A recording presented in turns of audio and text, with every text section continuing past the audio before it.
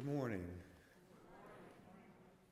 In mid-February of 1838, Henry David Thoreau observed, "I had not been out long today when it seemed that a new spring was already born, not quite weaned, it is true, but verily entered upon existence. Nature struck up the same old song in the grass, despite 18 inches of snow, and I contrived to smuggle away a grin of satisfaction by a smothered pshaw. And is that all?" We, too, having now passed an ambiguous winter's midpoint without having to shovel anywhere near 1.5 feet, are trying to balance our fear of what the next few weeks will bring against the hope of an early spring. In New England, it is ever thus. Snow predicted for Tuesday. My name is Ben Soul, and I am one of the worship associates here at First Parish in Lexington. We extend a special welcome to newcomers. If you wish to learn more about our church, please join us for refreshments in the parish hall after the service, and visit the welcome kiosk there. And if you have an infant or toddler with you, please know that you are welcome to take advantage of childcare downstairs at this point. Now, please take a moment to hush your electronic devices and to greet those sitting around you. I'm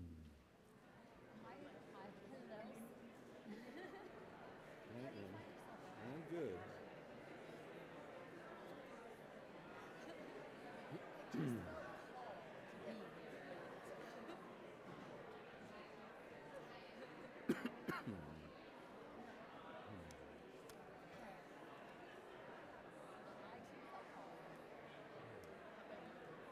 Good. What brought you here today? Duty. Duty. He was called off. Call of Duty, right. Yeah. No. Sometimes if there's new families, or I'll sometimes go down if there's like a family I haven't seen in a few weeks or something like that.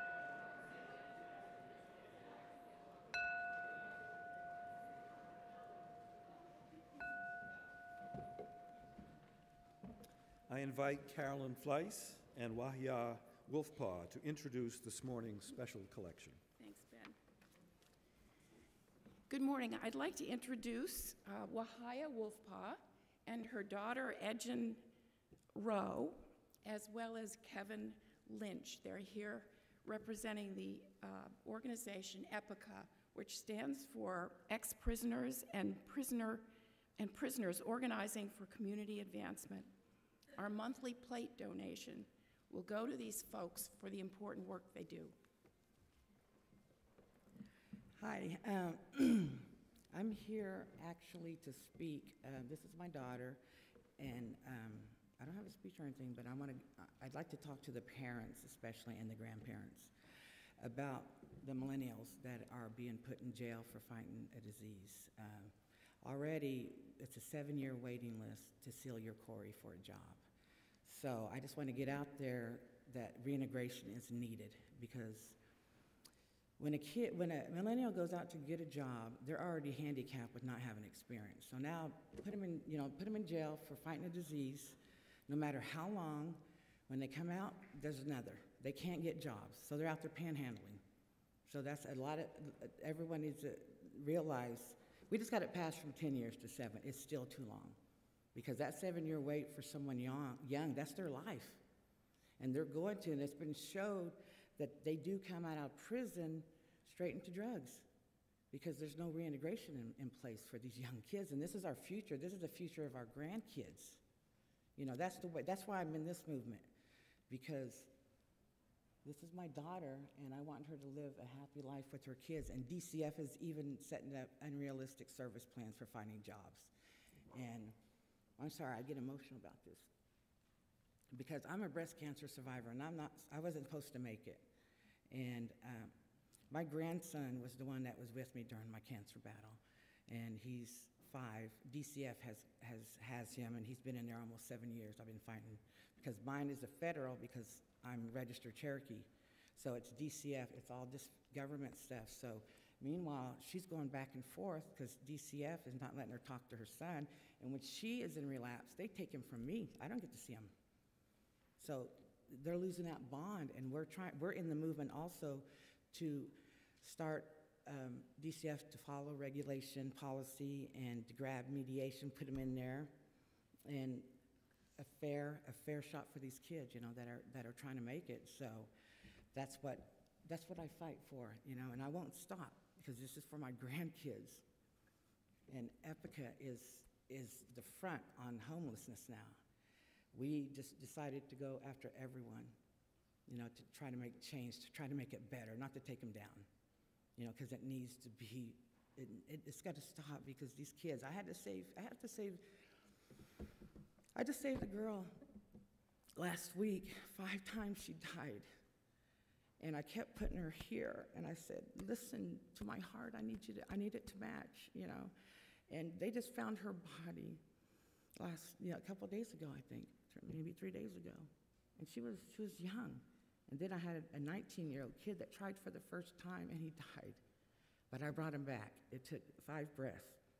And it's just sad to see these young kids. And I've had kids, when I'm walking, grab me and say, I don't want to do this anymore. I don't know how.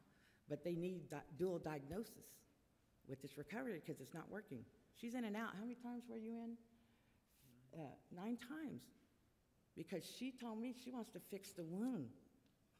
And it's just a circle, and it's costing taxpayers so much money to put these kids in jail when they need to be in recovery with dual diagnosis. Because the millennials, I've had so many cry on me just telling me their problems, and I don't know what to do. And as a parent, it's the worst feeling in the world to feel helpless to your kid. This is my only child, and my family. Epica just started a new campaign from Jobs Not Jails. We're Jobs Not Jails, and it's Family Matters, because we're getting ready to pull the family in to let the prison system know we need rehabilitation. We need it. Yeah, not prison for these kids. So that's what we're doing. We're going to ask the prisons first to please reevaluate the word rehabilitation, because everyone's being in some type of rehabilitation, and they don't just let you go, like when you have a surgery, when you go into PT, they don't just let you go, but they're doing it to people in prison, especially the young kids. So a lot of these kids' brains aren't even developed yet.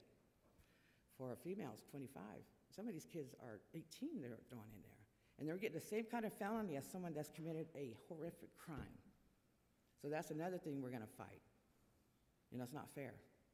So I'm sorry I talked over my 3 minutes, but this is our organization. We run on grants, and we're not stopping, And I do this too because I want my grandkids to know that their grandma tried. And I'm part of Mothers Out Front, so I'm trying to fight that's in my indigenous blood anyway, but we're trying to bring awareness to Mother Earth, that, come on, look around, we need help. We need to help each other. We need to work together more, So thank you very much. I appreciate it.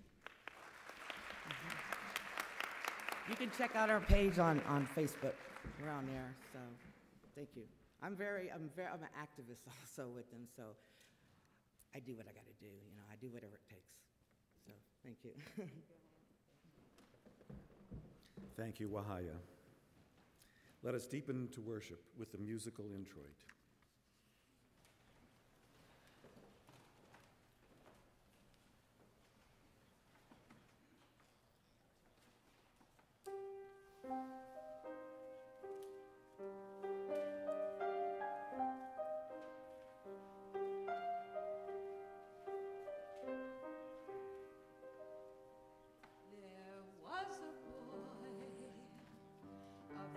Strange enchanted boy, they say he wandered very far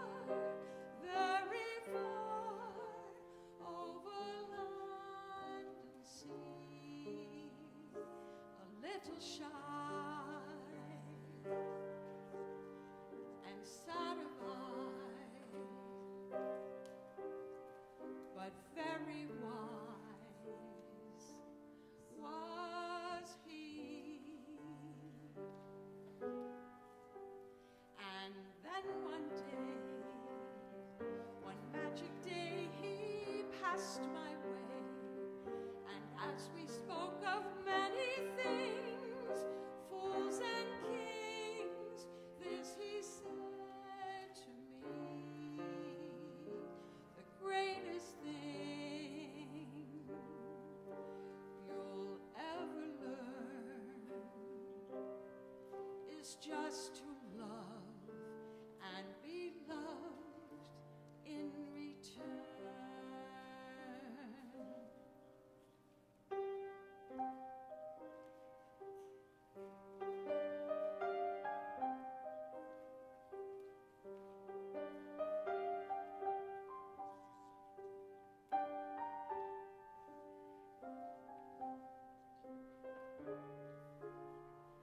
A little shy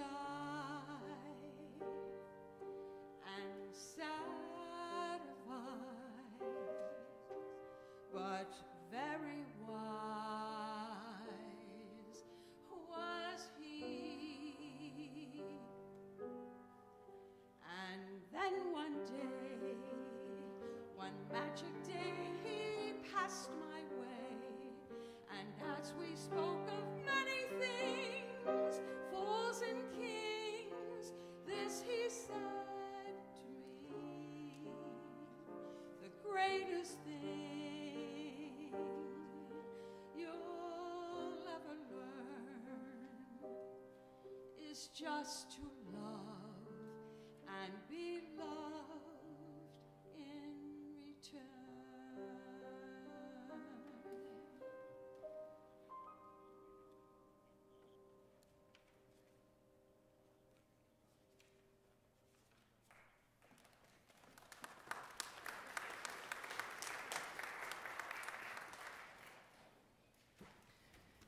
Thank you, Janet and Sarah, very much.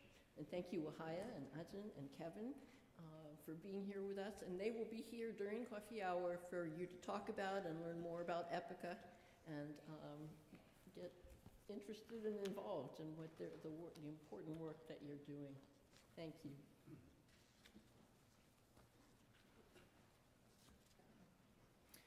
Look to this day, for it is life, the very life of life.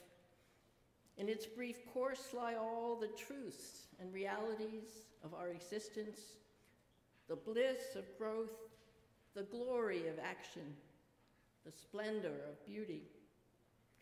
For yesterday is but a memory, and tomorrow is only a vision.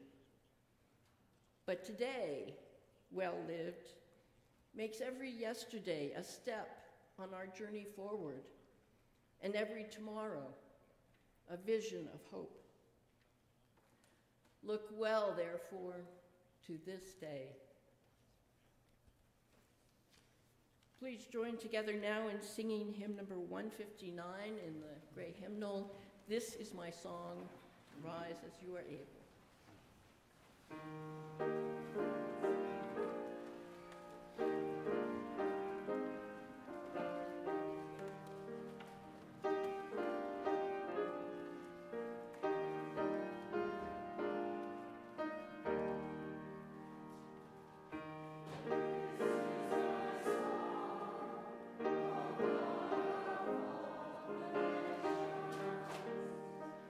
The song of peace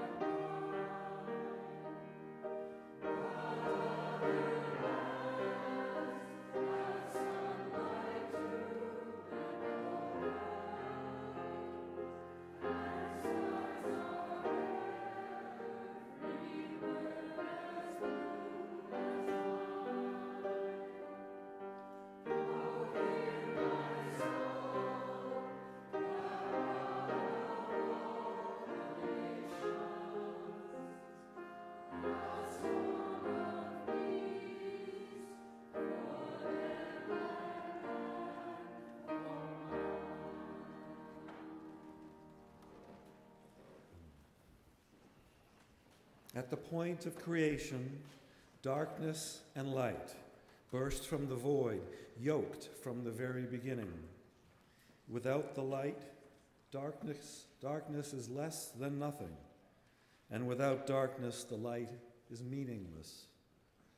As Lisa Maria lights our chalice this morning, let us honor the tension of that duality. As the darkness waits for the light to go out, so does the light require the darkness in which its brilliance can be discerned. Please join with me in singing the chalice lighting response found in your order of service.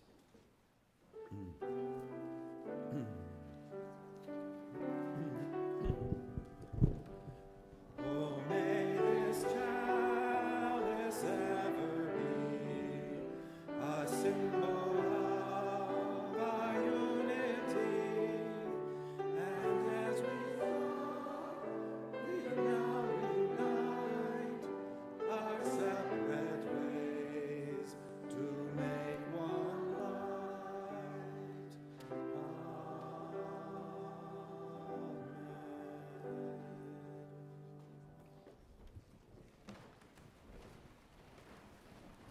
Good morning. Helen and I have something fun for you. Hey, Helen, how you doing today? Hey, over here. Hi. Hey, the weather was so warm last week. Did you guys get out and do anything fun? When the weather was warm? Last week? Yeah. Yes, it was warm. That was really nice. Yeah. So, you know, it was great to get the kids outside, and we like to do a lot of hikes, especially, you know, with the groundhog said spring's going to be early this year. Are there any hikes that you like to do around here? Hiking is nice. It's really good exercise for older people. Yep. But Helen?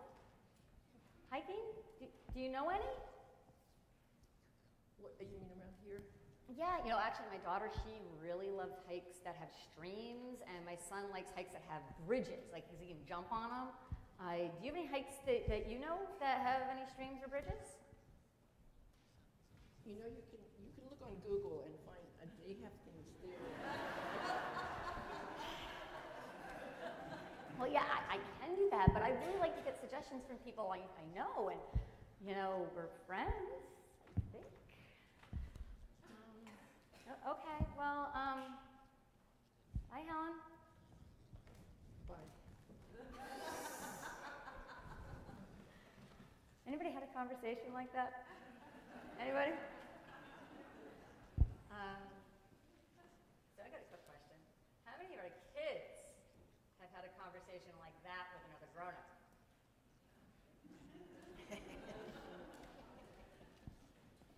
I see a couple parents are like, yes, they're not raising their hand, yes. They're just lying. That happens so often these days. And we've all been there. This is actually modeled a little bit on me trying to talk to somebody at my daughter's gymnastics class. Because it's hard. It's hard sometimes to make that connection. So some of you might know what the solution is to this, but we're going to do it again. So in case you don't know what the solution to this problem is, you can see. Okay. Hey, Helen, how you doing today? Oh, Lisa Maria. Hi. Hi, it's so So good nice to see you. Where'd the phone go? It's away. And that's how you solve that problem. Thank you all very much. I now invite our pre-kindergarten to second graders to head on down to their classes.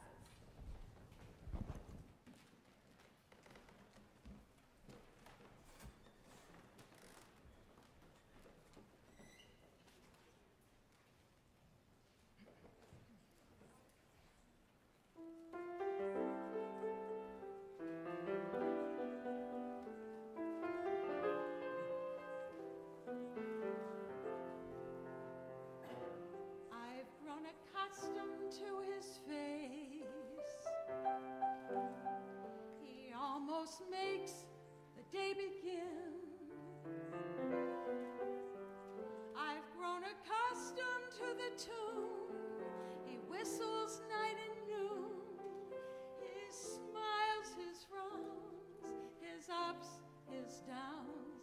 are second nature to me now. Like breathing out and breathing in. I was serenely independent and content before we met. Surely I could always be that way again, and yet I've grown accustomed to his looks, accustomed to his voice, accustomed to his face.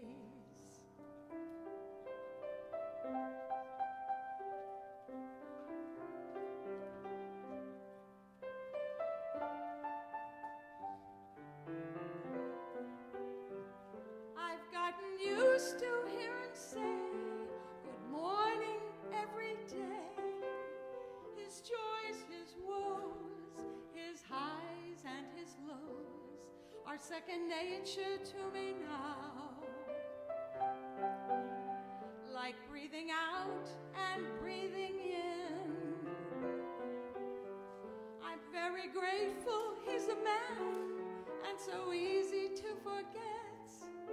Rather like a habit one can almost break, and yet I've grown accustomed to his trace of something in the air,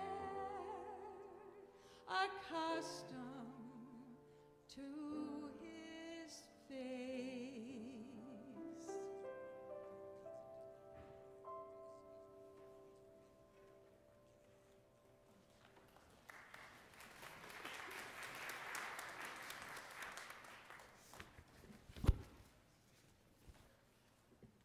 In case you didn't get it during that skit, I am not technically competent, technologically competent, anything, mechanically competent. And I discussed with Anne the possibility of using the screens, the beautiful screens we now have, and what would be involved in that if I had pictures on the screens for my sermon. And we wholeheartedly agreed that I wasn't going to do that. It's complicated.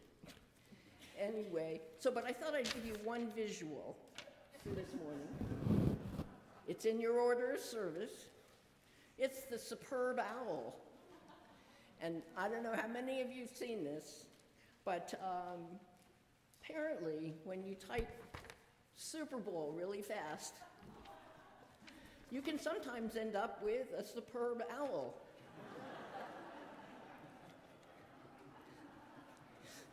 Yesterday, last week's New York Times, on the New York Times, right on the front page, there was this absolutely gorgeous owl. Underneath it said superb owl, and there was an account of how common the superb owl has become online. So this is my online contribution. I wanted to put him in the sermon, but I didn't have room, so I put him in the order of service.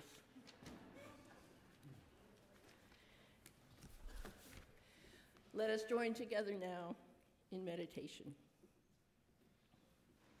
We will have spoken, and then silent meditation, and at the end of that, you can go back and light a candle for someone in your own life of joy or sorrow, to honor that and bring that into the sanctuary with us. Source of life and love, of all peoples of the earth, we thank you for all we have been given, day and night, sun and rain, earth and sky, family and friend and stranger, work and play, creativity and responsibility, music and tears and laughter. May we be at peace here and now, at home with ourselves and with one another. May we breathe deeply down through our busyness, down to where strength and fragility, trust and anxiety, fear and love dwell together. May our own hurts be comforted by the presence of one another, and may our hearts go out to the hurts and suffering of the hungry and besieged in Yemen and Venezuela, of the Central American immigrants in their desperate limbo, of the wealthy and powerful who fear the changes in the world that threaten to take away their safety, of the poor and oppressed who struggle toward their vision of living in a world of equity and justice for all. In the bewildering complexity of this rich and wonderful world, may we hold on tight to the people and to the values that give our lives meaning and beauty, even as we open our minds to the challenges that that same world brings. In the silence we now share, may we feel how life moves through us to sustain us, to connect us, to lift us up.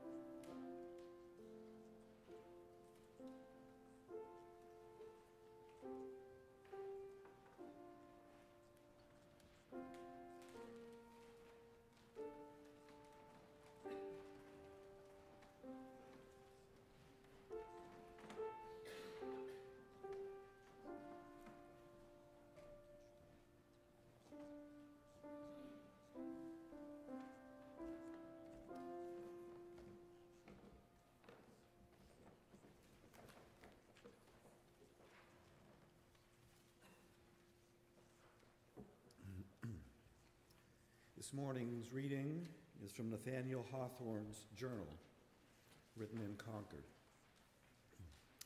I sat down today at about 10 o'clock in the forenoon in Sleepy Hollow, a shallow space scooped out among the woods.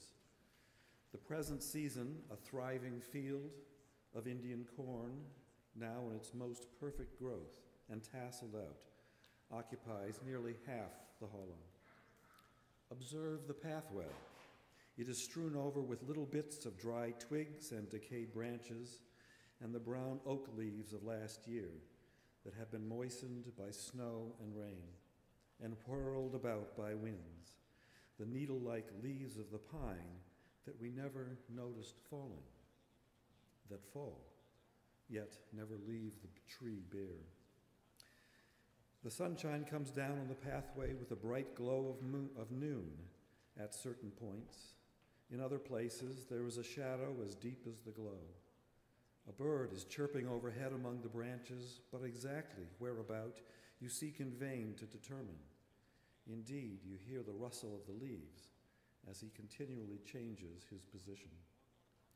The cheerful, sunny hum of flies is altogether summer-like and so gladsome that you pardon them their intrusiveness and impertinence, which continually impels them to fly against your face and alight upon your hand and to buzz in your very ear, as if they wish to get into your head among your most secret thoughts.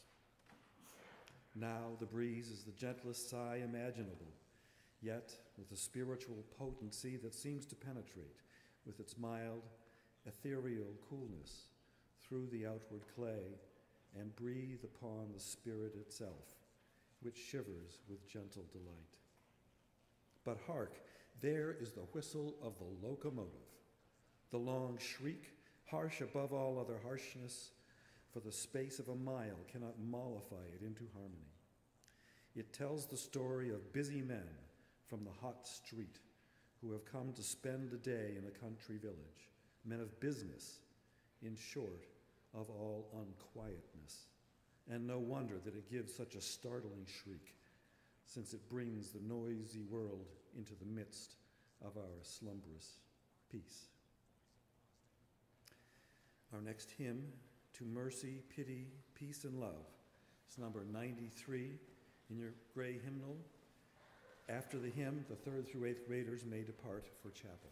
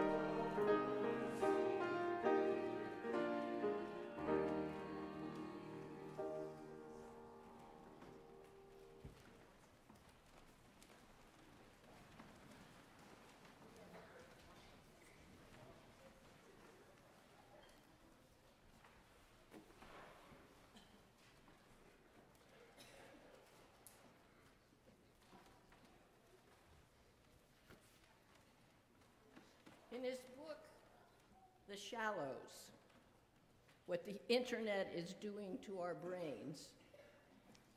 Nicholas Carr describes reaction to Gutenberg's invention of the printing press.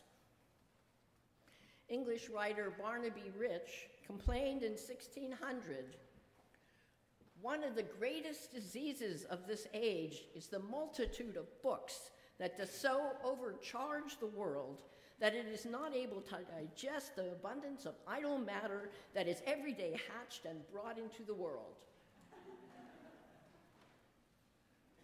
In 1628, Carr says, Robert Burton, author of The Anatomy of Melancholy, wrote of the, quote, "vast chaos and confusion of books that confronted the 17th century reader. We are oppressed with them. Our eyes ache with reading, our fingers with turning."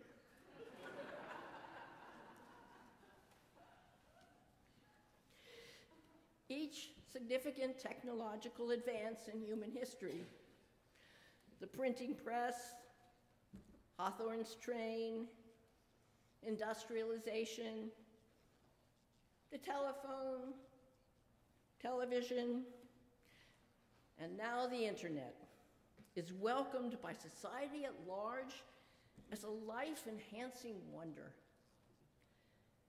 How amazing it was only 30 years ago when a then first parishioner, Jordan Young, on a business trip, emailed me from Brazil to illustrate to me this coming miracle. I really didn't believe it. How fascinating it was at First Parish when Tim Berners-Lee, inventor of the World Wide Web, was a member here before he moved away and shared with us his vision of what he had created, a vision of the great democratization and equalization of humanity that the web would bring to the world. And best of all now, from my point of view, there is the miracle of first Skype and then FaceTime, where I can see and converse with our daughter Rebecca, her husband Derek, and their 3 live-wired children in Virginia. How could I now live without it? But inevitably, the downsides of technological miracles slowly or quickly emerge. As Carr says in his book, the internet has created a clash between those who welcome a new golden age of access and participation and those who deplore a new dark age of melancholy and narcissism. As a 76-year-old with my personal discomfort with technology, clutching my flip phone, Lisa Maria had to show me how to act as if I was using a smartphone. Refusing to join Facebook and Twitter and Instagram, I have certainly been aware of this clash. And this sermon began last summer, though I didn't know it at the time, when Rebecca, our daughter, a Unitarian Universalist minister who retired from ministry a dozen years ago for full-time parenting and homemaking, gave one of her occasional sermons called "Holding On to Our Humanity in the Era of Big Data." At the beginning of the sermon, she described what it is like living and parenting in the internet age, a much greater challenge than Don and I face as retired grandparents. She writes, "A little over a year ago, I gave up Facebook. There were a lot of reasons behind my decision. I started to be concerned about my children's privacy, since, truth be told, I mostly posted about them, and wanted them to be able to be the creators of their own online presence and identity. I felt somewhat dismayed to be followed around by a pair of sneakers I looked at briefly on a website. Shoes I really had no intention of buying, and even if I did plan to buy them, I wanted to figure that out in my own head and at my own speed. I was worn out by the hysteria of friends' postings on Facebook in the aftermath of the 2016 election, which kept me in a constant state of anger and anxiety. I didn't like how Facebook could pull me in, deaden my awareness of the world and the people around me, and suck up major amounts of my time. Most of all, perhaps, I was increasingly uncomfortable with my sense that posting to Facebook was starting to shape my sense of who I was, what my life was like, and what I wanted it to be like. I would be out with my children, and instead of being present to the experience, I was thinking about which pictures I wanted to take and share, and what clever way I could talk about what we had done. I was, as they say, curating my life for an audience made up mostly of people with whom I had very little actual contact. All of this happened so quickly. I'm not sure anyone could have imagined how rapidly and completely constant digital connections would become the way of the world. And I honestly don't know how Rebecca and all parents of children and adolescents today manage this world. I believe that anyone who's at all reflective is at least beginning to grasp the downsides of our current technological advances. Rebecca and Nicholas Carr and Sherry Turkle in her book Alone Together have seen and diagnosed the problem. I, like many Unitarian Universalist ministers, am pretty good at diagnosing problems. But sometimes, maybe often, fade away when it comes to solutions, or at least useful responses to problems.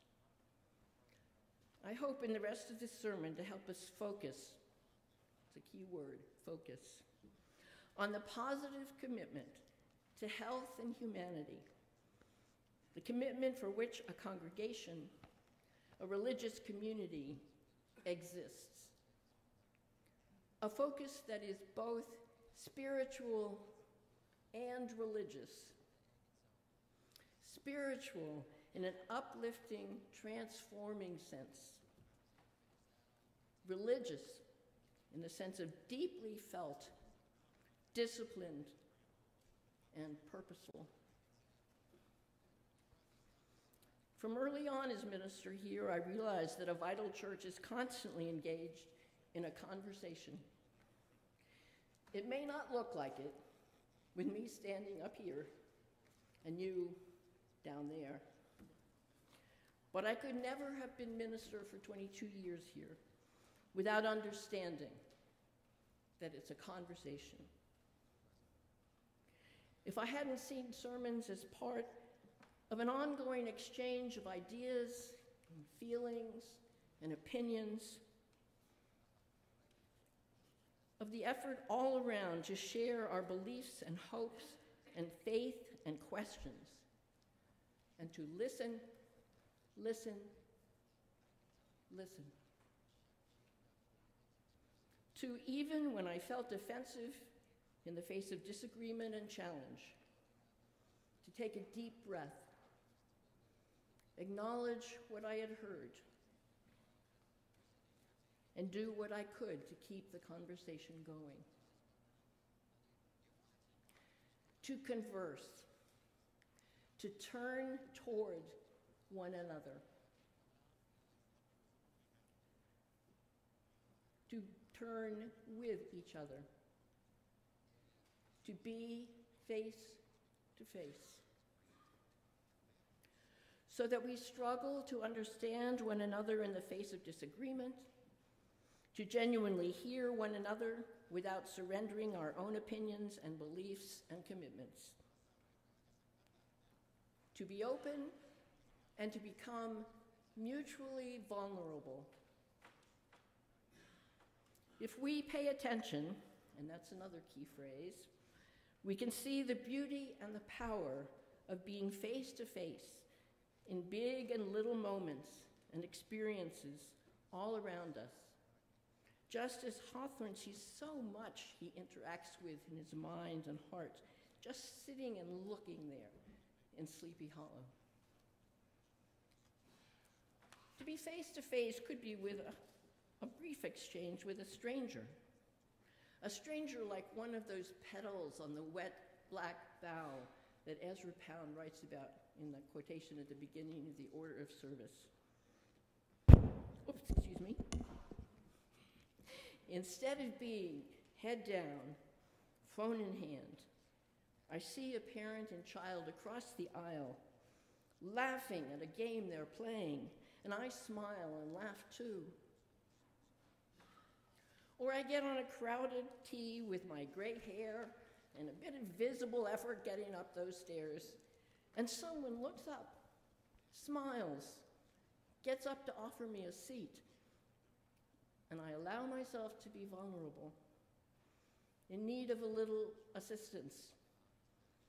I smile and thank him or her, and sit down gratefully. Or face-to-face could be that I and a dear friend, a partner, a spouse, a parent, a child, have stumbled into one of those thickets in which we annoy each other. Nobody stomps out for more than a few moments. One person explains why she's angry. One person acknowledges the hurt, not saying, "I'm sorry if you feel hurt," but perhaps, "I'm sorry that I hurt you. I need to think about it." One person smiles, touches the other, not condescendingly, "There, dear," but gently. Both of us, disarmed, can look into each other's face. Right here, right now, face to face. Dawn and I saw the most extraordinary 15 minutes on a PBS show about horses last week. 15 minutes during which a horse trainer, working with a 2-year-old horse who had roamed free until then, never been touched by a human hand, ended the day saddling and riding him. He did it through a gentle discipline, through holding a rein and paying attention to him, by persuading the horse to pay attention back, to look into his face every time he bucked, every time he tried to run away. It was unbelievably moving, the power of gentle, caring discipline,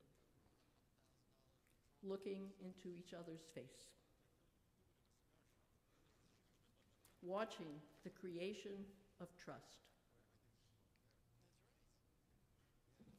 I believe that this church is a place where we can gather as a community weekly, each of us as often as possible. Obviously, we can't be here all the time. And in small and large groups, face-to-face in worship, in coffee hour, in potlucks and classes and programs, in work parties, in imagination cafes, even in our committees. I know we all hate committees, but I can tell you that if you can go to a committee and think, these are people that I like and I'm interested in or disagree with maybe, but they probably have something important to say. If you just kind of keep in mind that the other beings around the table are people, it's amazing how interesting they can be. And now, in a new and exciting way, several times a year, we can do this in our Voices on the Green program, where as speakers and audience, as church members and community members, We share positive and educational and painful parts of our stories. We listen and learn and understand a bit more and respond to one another from our own hearts and minds. We laugh, we cry, we sing, we pray. Church can change our lives, because here's the thing. Anthropologists, sociologists, and evolutionary biologists tell us that humans have evolved to live in villages of 150 to 200 people. In the internet age, we live in a community of 7.7 billion. Simply, to function at all, we need to resist the true perils of the internet. We need to understand and accept the limits of our abilities to pay attention, to take in information, to care deeply. We cannot be face to face with everything and everyone that we're exposed to in our daily lives. We need to be disciplined, focused. We need to let things go. We need to let things go by so that we can do what we truly believe is important. Church can help us know this. Church can help us find what we truly value, alone and together. There are more and more helpful guides now to resist the distracting, overwhelming, consumer-oriented perils of electronic social media. Cal Newport, in his book Digital Minimalism, suggests that we take a 30-day clean break from it. I just want to see how people feel about that. And when we go back to it, choose very deliberately what we really need from it. I need FaceTime, I admit it, and email. Not just any platform or app, any surfing, shopping distraction. We can put our phones away when we're out on a family adventure, when we're greeting each other at the end of the day, when our children ask for our help. Pay attention to what we're doing. Focus on what we think is in front of us and what is important. Converse about things that come out of our values. Stop resisting idleness and stop refusing to let children be bored so that we can have internal conversations. There's a lot going on inside us. Set rules for ourselves and our children about screen time. As Thoreau says, live deliberately. I wish to learn what life has to teach, and not when I come to die discover that I have not lived. Living is so dear. And here's the other thing. All of us carry some suffering, some burden, some injury just from being human beings in a complicated world, which keep us from feeling as whole, as strong, as confident, as brave, as safe, and as generous as we want to be. We know at some level that, as we often say, we need one another.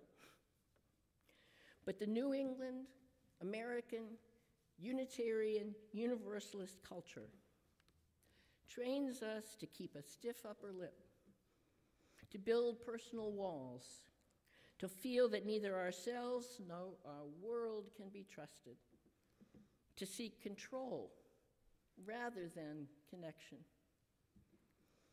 Too often we use social media to have the illusion of connection without the risks of vulnerability.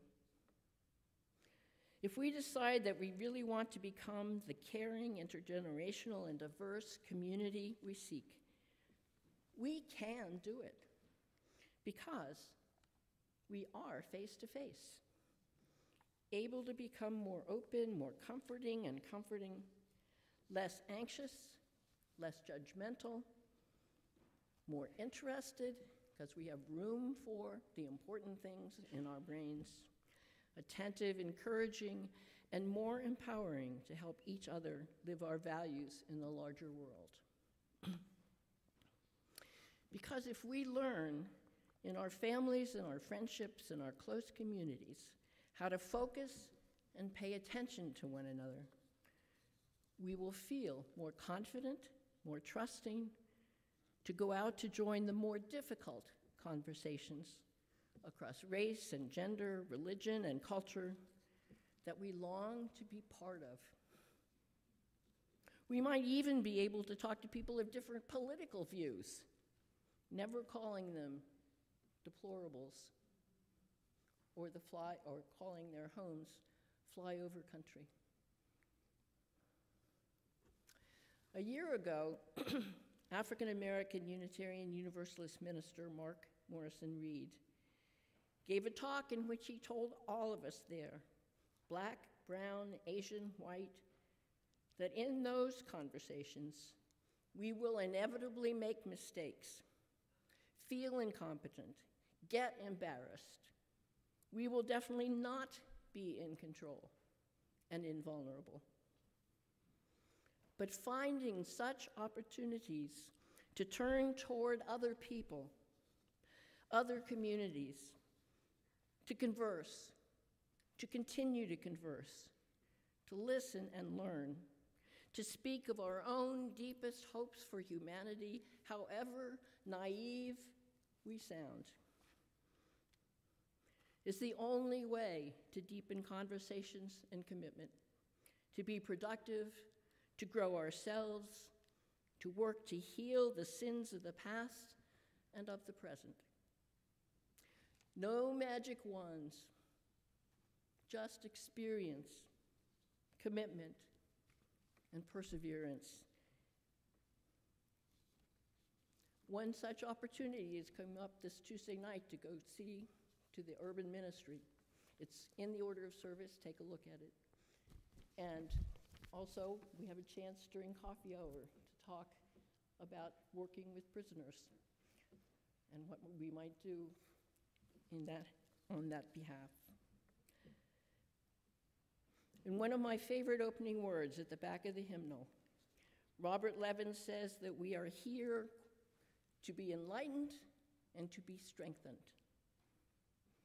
It is our commitment to our face-to-face conversation in our families and in our life together in our communities that will lead us to turn toward the challenging conversations in the world beyond these walls.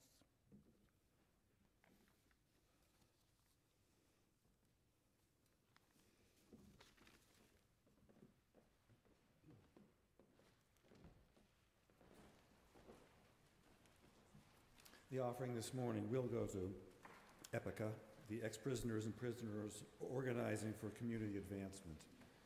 If you wish to make an additional donation to First Parish, please use the offering envelope found in the pew rack.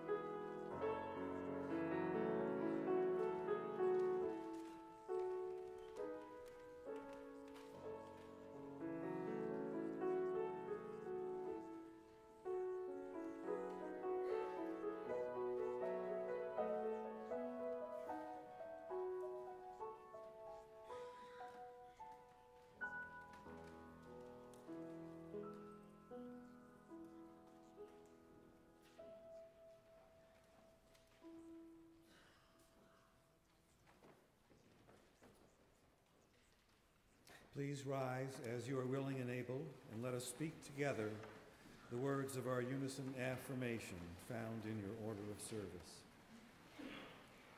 Love is the doctrine of this church. The quest for truth is its sacrament, and service is its prayer. This is our great covenant, to dwell together in peace, to seek the truth in love, and to help one another, to the end that all souls shall grow into harmony with the divine. Our closing hymn this morning is The Leaf Unfurling. It's found also in the insert in your order of service.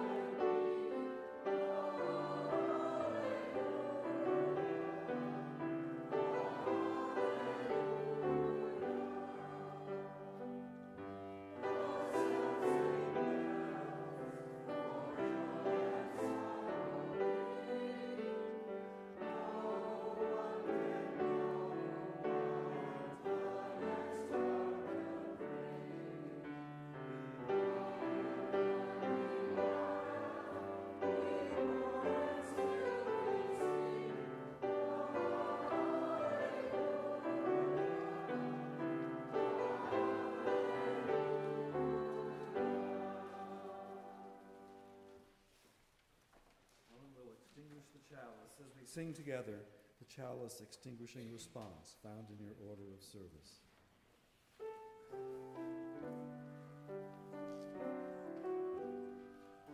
Oh, may this chalice ever be a symbol of our unity, and as we all are separate ways, may its